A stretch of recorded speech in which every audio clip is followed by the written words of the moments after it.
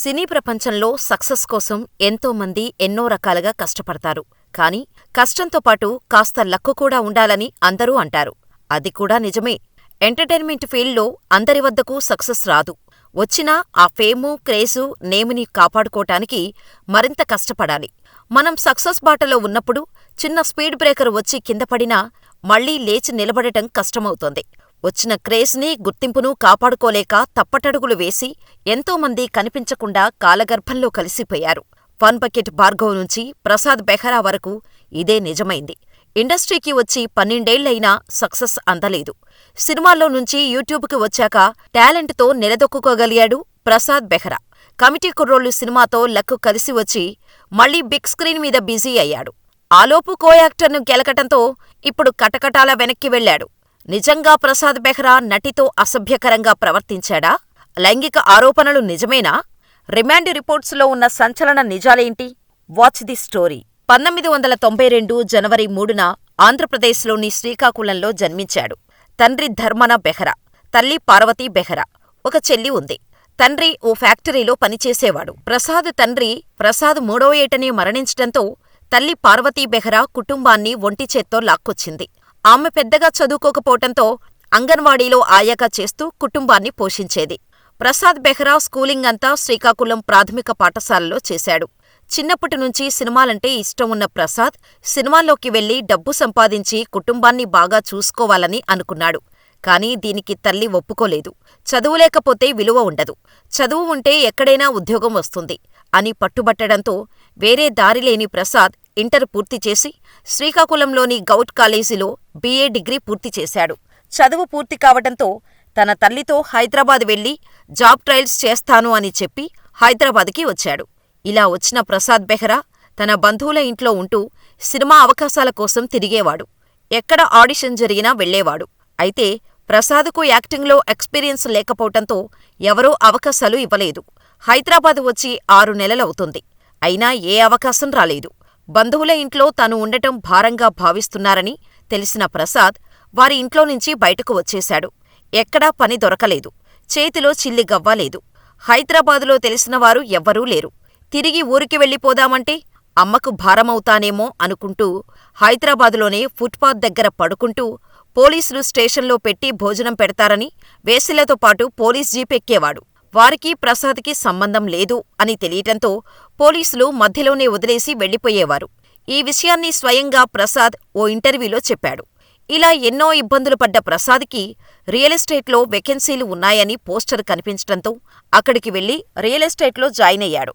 అక్కడ ఓ 3 నెలలు పనిచేసి కొంత డబ్బు వచ్చిన తర్వాత జాబ్కు రిజైన్ చేసి సినిమా అవకాశాల కోసం తిరగడం మొదలుపెట్టాడు. ఇలా ప్రయత్నాలు చేస్తున్న ప్రసాద్కి చివరికి డైరెక్టర్ మారుతి దగ్గర అసిస్టెంట్ డైరెక్టర్గా చేరాడు. ఇలా కొందరి పరిచయంతో స్క్రిప్ట్ రైటర్గా, డైలాగ్ రైటర్గా పనిచేస్తూ ఉండేవాడు. ఇలా అంతా సాఫీగా వెళ్ళిపోతుంది అనుకున్న టైంలో ప్రసాద్ జీవితం పెద్ద షాకిచ్చింది. షూటింగ్ స్పాట్కి వెళ్తున్న ప్రసాద్కి యాక్సిడెంట్ అవటంతో తన 2 కాళ్లకు, తలకు దెబ్బ తగలటంతో కోమాలోకి వెళ్లిపోయాడు. ఈ విషయం తెలుసుకున్న ప్రసాద్ అమ్మగారు హైదరాబాద్ వచ్చి ప్రసాద్ని శ్రీకాకుళం తీసుకుపోయారు. అలా కొన్నాళ్లకు కోలుకున్న ప్రసాద్ అక్కడే ప్రైవేటు కంపెనీలో పనిచేయటం మొదలుపెట్టాడు.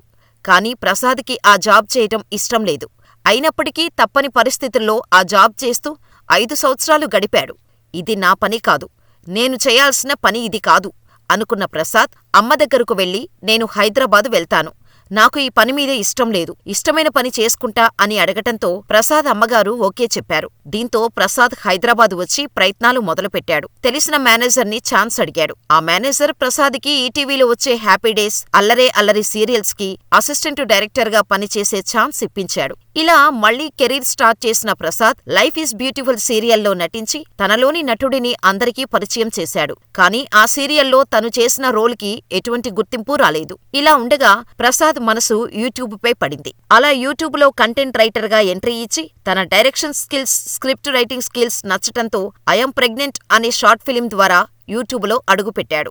ఆ సిరీస్ అంతగా ఆడకపోయినా ప్రసాద్ యాక్టింగ్ బాగుండటంతో ఆఫర్స్ కుప్పలు కుప్పలుగా వచ్చి పడ్డాయి. ఇలా ఫుల్ జోష్ లో షార్ట్ ఫిలిమ్స్ తీసుకుంటూ దూసుకుపోతున్న ప్రసాద్ బ్రేకప్ షోడా షార్ట్ ఫిలిం చేస్తున్న టైంలో జాను నారాయణ అనే కో యాక్టర్ తో పరిచయం ఏర్పడింది. ఈ పరిచయం మెల్లగా ప్రేమగా చిగురించింది. అలా పెళ్లి విషయం ఇద్దరూ తమ ఇంట్లో చెప్పగా జాను ఫ్యామిలీ వీరి పెళ్లికి ఒప్పుకోలేదు.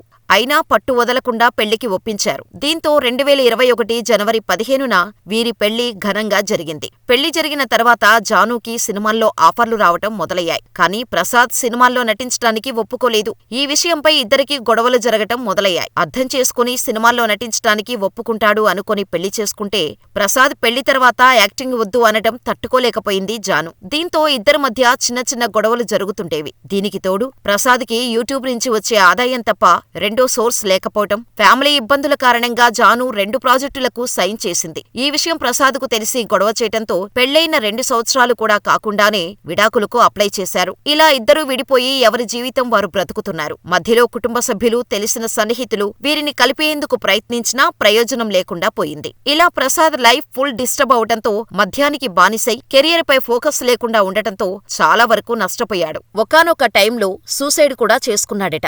సమయానికి స్నేహితులు వచ్చి కాపాడటంతో బతికి బయటపడ్డాడు. సూసైడ్ చేసుకున్న విషయం జానుకు తెలిసినా పట్టించుకోకుండా తన పని తాను చేసుకుంటూ పోవటంతో ప్రసాద్ కూడా జానుపై ప్రేమతో నా జీవితం నాశనం చేసుకుంటున్నాను అని గ్రహించి 2023లో విడాకులు ఇచ్చేశాడు. ఇలా మళ్లీ ఫామ్లోకి వచ్చిన ప్రసాద్ వెబ్ సిరీస్ తో ఫుల్ బిజీ అయ్యాడు. ఇలా ఉన్న టైంలోనే ప్రసాద్కి కమిటీ కుర్రాళ్ళు సినిమాలో పెద్దోడు క్యారెక్టర్ కి ఛాన్స్ వచ్చింది. ఇలా సినిమాల్లో కూడా నటిస్తూ మావిడాకులు, పెళ్లివారమండి, మెకానిక్ అంటూ ఇలా చేతి నిండా ప్రాజెక్టులతో దూసుకుపోతుంటే పెళ్లివారమండి, మెకానిక్ వెబ్ సిరీస్ లో తనతో కో యాక్టర్ గా నటించిన ఓ అమ్మాయి పెట్టిన కేసుతో జైలు ఊచలు లెక్కబెడుతున్నాడు ప్రసాద్. అయితే ప్రసాద్ పై కో యాక్టర్ పెట్టిన కేసు నిజమేనా అంటే విచారణ పూర్తయ్యే వరకు చెప్పలేం. అసలు విషయానికి వస్తే ప్రసాద్ బెహ్రా నటించిన వెబ్ సిరీస్ లో నటించిన ఓ నటి ప్రసాద్ తనను అసభ్యంగా తాకాడని చెబుతూ పోలీసులకు ఫిర్యాదు చేసింది. పెళ్లివారమండి వెబ్ సిరీస్ షూట్ చేస్తున్నప్పుడు తనను అసభ్యంగా తాకాడని, అప్పుడు ఆమెకు నచ్చకపోవడంతో వెబ్ సిరీస్ చేయనని చెప్పి వెళ్లిపోయానని, ఆ తర్వాత ఎన్నోసార్లు సారీ చెప్పడంతో 1 సంవత్సరం గ్యాప్ తీసుకొని మెకానిక్ అనే వెబ్ సిరీస్ కి ప్రసాద్తో మళ్లీ కలిసి నటించడం మొదలుపెట్టానని, అయినప్పటికీ కూడా అతని బుద్ధి మారలేదని, నన్ను టచ్ చేయటం షూట్ లొకేషన్ లోనే అందరి ముందు నా మీద పడే ప్రయత్నం చేయటం చేస్తున్నాడని, నాతో అతడు మాట్లాడే భాష సరిగా లేదని, ఆ భాష కారణంగా ప్రసాద్ అంటే నాకు భయం వేస్తుందని, డిసెంబర్ 11వ తేదీన మధ్యాహ్నం 2:30 గంటల సమయంలో అందరి ముందు నా బ్యాక్ ను అసభ్యకరంగా తాకాడని, ఎందుకు కొట్టావని అడిగితే సరైన సమాధానం చెప్పలేదని, సెట్లో ఉన్న అందరూ అది జోక్ అనుకుని నవ్వేశారని, షూట్ చేస్తున్న సమయంలోనే ఎన్నోసార్లు నా బ్యాక్ గురించి అసభ్యంగా మాట్లాడాడని, అంతేకాక నా ముఖం మీద వస్తున్న వెంట్రుకల గురించి కూడా వల్గర్ గా మాట్లాడాడని ఫిర్యాదులో వివరించింది కో యాక్టర్. ఆ యాక్టర్ పేరు చెప్పకూడదు కాబట్టి మేము చెప్పలేకపోతున్నాం. ఇదిలా ఉంటే పోలీసులకు ఈ కంప్లైంట్ 14వ తేదీన అందటంతో పోలీసులు ప్రసాద్ని అరెస్ట్ చేసి కోర్టులో ప్రొడ్యూస్ చేశారు. కోర్టు 14 రోజులు రిమాండ్ విధించింది. అయితే ఈ సంఘటనపై కొందరు ప్రసాద్ని కావాలని ఇరికిస్తున్నారని అంటున్నారు. అయితే అతని మాటల ప్రకారం ప్రసాద్ బెహ్రాకి ఆమె ముందు నుండి మంచి ఫ్రెండట. అయితే ఆ యాక్టర్కి కొంచెం నత్తి సమస్య ఉండటంతో, డైలాగులు సరిగ్గా పలకలేకపోవడంతో ప్రస్తుతం తీస్తున్న మెకానిక్ అనే సిరీస్ లో ఆమె పాత్రని ప్రసాద్ బెహ్రా తగ్గించాడట. అయినప్పటికీ ఆమె షూటింగ్ టైంలో డైలాగులు సరిగ్గా పలకలేక ఇబ్బంది పడిందట. దీంతో కోపం వచ్చిన ప్రసాద్ బెహ్రా అందరి ముందు ఆమెను తిట్టాడట. దీంతో కోపంగా ఉన్న ఆమెకు కూల్ చేయటం కోసం షాట్ ముగిసిన తర్వాత ప్రసాద్ తన స్టైల్లో కామెడీ చేశాడట. అందులో భాగంగా ఆమెతో ఉన్న చనువు కారణంగా ఆమెను టచ్ చేశాడట. కోపంలో ఉన్న లేడీ యాక్టర్ ఫ్రస్ట్రేషన్ లో ప్రసాద్ పై కేసు పెట్టి ఇంతవరకు తీసుకువచ్చిందని అంటున్నారు. ఆ తర్వాత ప్రసాద్ ఆమెను కన్విన్స్ చేయటానికి వెళ్తే ఆమె తప్పుగా అర్థం చేసుకున్నట్టు ప్రసాద్ బెహ్రా తన స్నేహితుల వద్ద చెప్పాడట. అయితే ఇది పూర్తిగా ప్రసాద్ బెహ్రా వర్షన్. మరి నిజానిజాలు ఏంటి? వీరి గొడవ తెలిసిన వారు ఎవరికి మద్దతుగా నిలబడతారు అనే దాన్ని బట్టి కేసు ఓ కొలిక్కి వస్తోంది. మరి మీరేమనుకుంటున్నారు? నిజంగా ప్రసాద్ తప్పు చేశాడా లేదా అమ్మాయే తప్పుగా అర్థం చేసుకుందా? మీ అభిప్రాయమేంటో మా కామెంట్ రూపంలో తెలియచేయండి.